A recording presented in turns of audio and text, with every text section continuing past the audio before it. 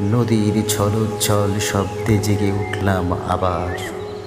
তাকিয়ে দেখলাম পাণ্ডুর চাঁদ বৈতরণীর থেকে তার অর্ধেক ছায়া গুটিয়ে নিয়েছে যেন কীর্তিনাশার দিকে।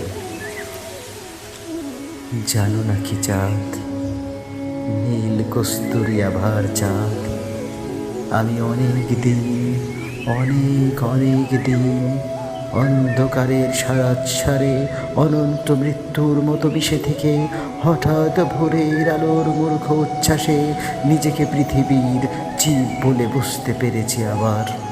ভয় পেয়েছি অসীম দুর্নিবার বেদনা।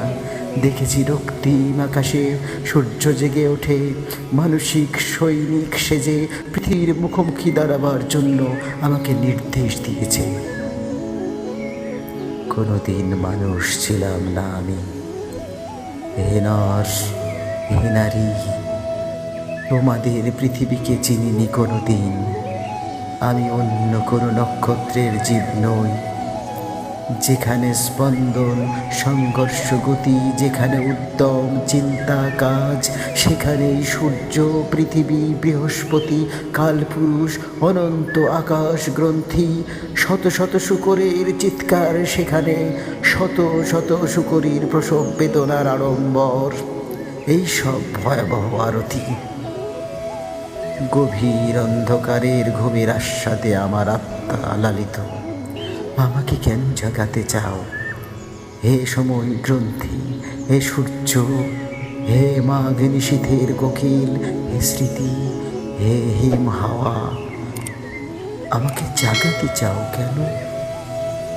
আরো অন্ধকারের ঘুম থেকে নদীর ছলোচ্ছল শব্দে জেগে উঠব না আর। তাকিয়ে দেখব না নির্জন বিমিশ্র চাঁদ বৈতরণীর থেকে অর্ধেক ছায়া গুটিয়ে নিয়েছে কীর্তিনাশার দিকে। ধানসিঁড়ি নদীর কিনারে আমি শুয়ে থাকব ধীরে পৌষের রাতে। কোনোদিন জাগব না জেনে, কোনোদিন জাগব না আমি, কোনোদিন আর।